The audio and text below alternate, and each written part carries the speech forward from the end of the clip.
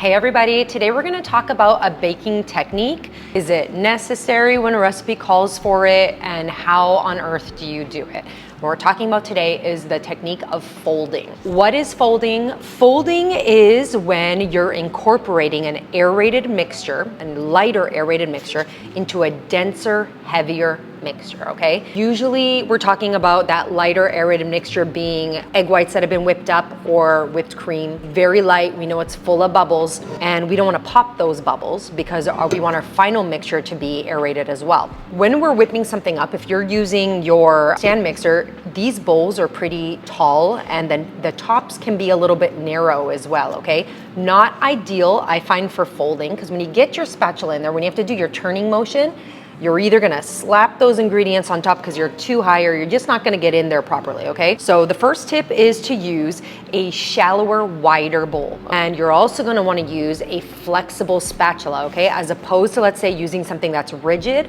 or something that just has a narrow head to it. This one here is nice and wide, okay? Those tools are already gonna help you maintain a lot of those air bubbles into your final mixture. Let's talk about how to do it, okay? So the first thing is you wanna mix from light to heavy, okay? So you're gonna incorporate the light into your heavy and not reverse.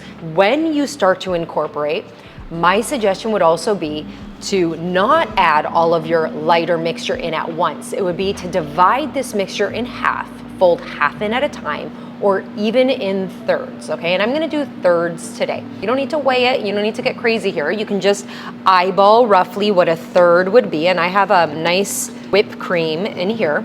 I'm gonna take roughly about a third.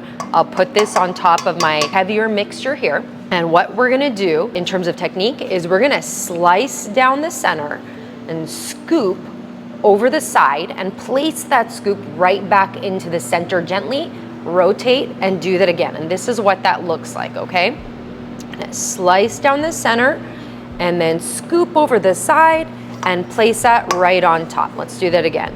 Slice down the center, scoop over the side, and place that on top. And don't forget to turn your bowl, otherwise you're just gonna be doing the same part over and over, all right? You're gonna end up with some of this mixture on top, and I'm gonna go a little bit more until I feel like I want to scrape off my spatula and or scrape off the sides of the bowl, because what's gonna happen is we are gonna get a little collection of things around the outer edge, and so occasionally I like to do a general sweep all the way around to kind of clean that up, and then I'll also gently scrape off my spatula and put that into the center as well to make sure that everything's getting folded in, okay?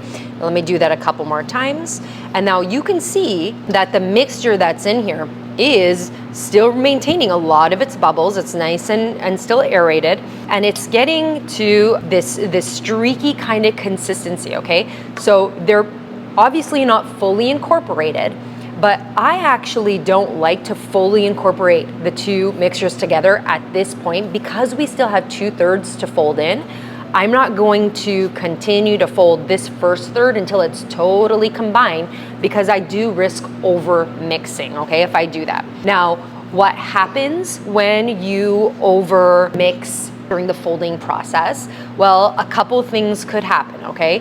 And that is if you, let's say for example, you're folding some egg whites into a cake batter, if you overmix, you may actually not get a proper rise in the oven, okay? Or let's say you are folding your egg whites into your cream for a tiramisu.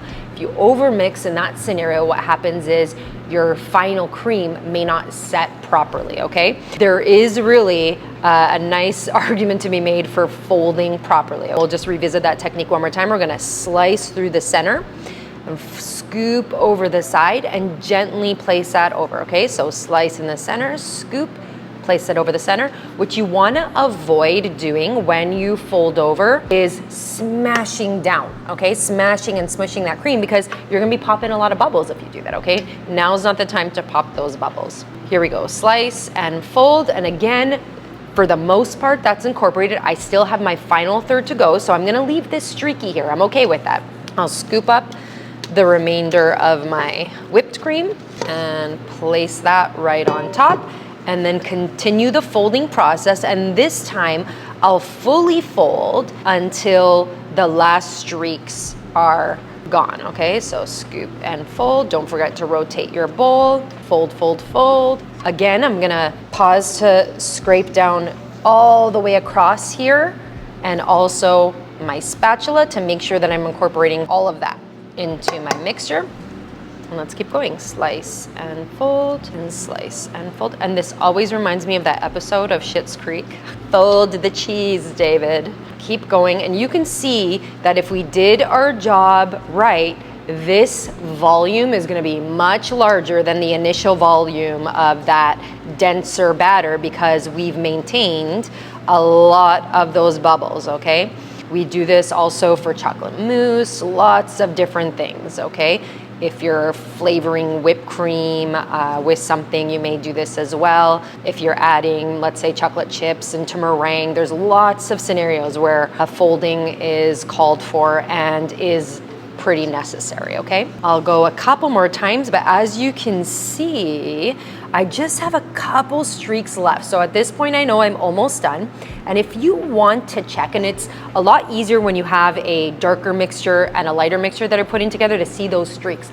But let's say, for example, in a tiramisu, you have kind of like a lighter buttery color, and then with your egg whites, it's very hard to differentiate those two. So sometimes what I do if I want to get a better look is very gently just move some of that, and it might expose some bigger streaks in the inside that tell me, okay, I got to keep going here a little bit, okay?